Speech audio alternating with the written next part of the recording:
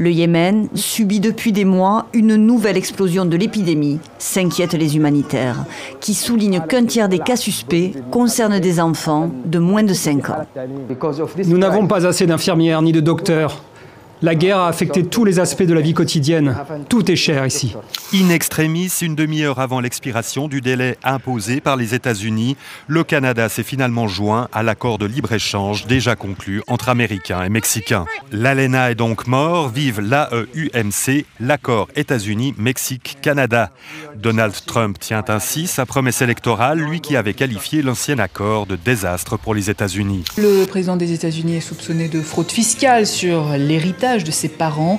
D'après le New York Times, il aurait reçu plus de 400 millions de dollars, en partie grâce à des manœuvres d'évasion fiscale illicite.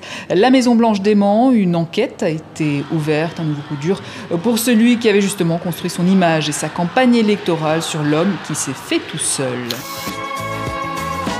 Comment casser une image de Premier ministre austère et rigide? En exécutant quelques pas de danse au son de Dancing Queen par exemple. Chacun jugera de la réussite de l'opération séduction de Theresa May.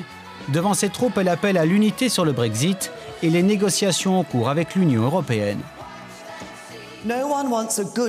Personne ne désire plus que moi un bon accord, mais cela n'a jamais signifié avoir un accord à n'importe quel prix. La Grande-Bretagne n'a pas peur de partir sans accord s'il le faut. Mimo Lucano, salué dans le monde entier pour avoir revivifié son petit bourg déserté en ouvrant sa porte à quelques 200 migrants.